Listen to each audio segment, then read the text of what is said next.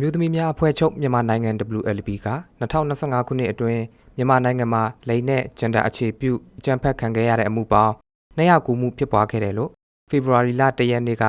ထုတ်ပြန်ခဲ့တဲ့2025ခုနှစ်ကိုလည်ပြန်ကြည့်ခြင်းဆိုတဲ့အစီရင်ခံစာမှာဖော်ပြထားပါတယ်။တဘာဝဟာကျွန်တော်တို့ရဲ့အိမ်လေရေအလှတရားတွေကိုပေးနေပါတယ်။ဒါပေမဲ့လူတွေရဲ့လှုပ်ဆောင်ချက်တွေကြောင့်ဒေထုညဉ့်ညမ်းမှုနဲ့ရာသီဥတုပြောင်းလဲမှုတွေဖြစ်ပွားနေပါတယ်။တနေ့မှာတစ်တော်18.9တန်းဧကပြောက်သွားနေတာဟာဘလိုကွင်း28ခုနဲ့ညီမျှပါတယ်။နေ့စဉ်ပလက်စတစ်တန်300မီလီယံကသမုတ်တရားတွေကိုညဉ့်ညမ်းစေပြီးဒရိတ်ဆန်တွေကိုထိခိုက်သေးကျေစေပါတယ်။ဒါအပြင်ဖီလက်မြေထုတ်လုပ်မှုတွေကလည်းလေရေနဲ့လူကျန်းမာရေးကိုထိခိုက်စေပါတယ်။အနာဂတ်ဟာကျွန်တော်တို့ရွေးချယ်မှုအပေါ်မူတည်နေပါတယ်။ဒါကြောင့်တဘာဝကိုကာကွယ်ဖို့အတူတကွလက်တွဲကြပါစို့။အစီရင်ခံစာအရအကြမ်းဖက်ခံရမှုများထဲမှာအိမ်တွင်းအကြမ်းဖက်ခံရမှုကအများဆုံးဖြစ်ပြီးမဒိမ်းမှုလိပ်ပိုင်းဆိုင်ရာအကြမ်းဖက်မှုစော်ကားနှောက်ယှက်မှုလူကုန်ကူးမှုအတင်းအဓမ္မလက်ထပ်ထိမ်းမြမှုနဲ့စိုက်ဘာဘူလီမှုစတဲ့အမှုတွေပါဝင်ပြီးလက်နက်ကင်ပဋိပက္ခဖြစ်တဲ့ဒေသတွေမှာအများဆုံးဖြစ်ပျက်နေတာလည်းဖြစ်ပါတယ်။ဒီလိမ်ပိုင်းဆိုင်ရာအကြမ်းဖက်မှုနဲ့ဂျန်နာအခြေပြုအကြမ်းဖက်မှုပေါင်းပေါ့နော်2025တခုထဲရဲ့နံပါတ်အရဆိုရင်အမှုပေါင်း209မှုမှာ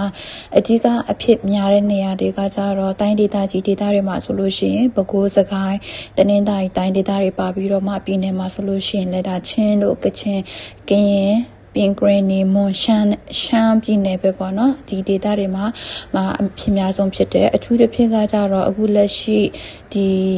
လက်နဲ့ကင်ပဋိပက္ခဖြစ်နေတဲ့နယ်မြေတွေမှာတော့အများဆုံးတွေ့ရပါတယ်ရှင်စစ်တပ်အာဏာသိမ်းပြီး9နှစ်တာကာလအတွင်း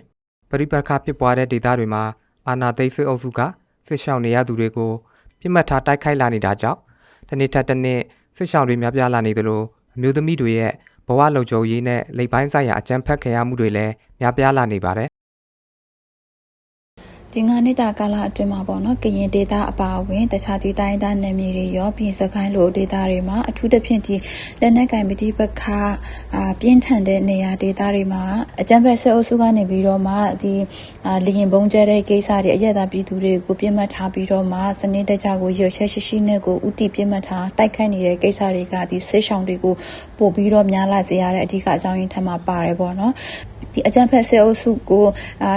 ရဲ့ဒီထိုးစစ်တွေချမ်းဖက်ဆဲအုပ်စုရဲ့လေရင်ပုံကျဲတိုက်ခိုက်တာတွေကိုကြားရတဲ့အပြင်ကိုဒီ main ကလေးငယ်နဲ့ဒီအမျိုးသမီးတွေအနေနဲ့ကလည်းဒီစစ်ရှောင်း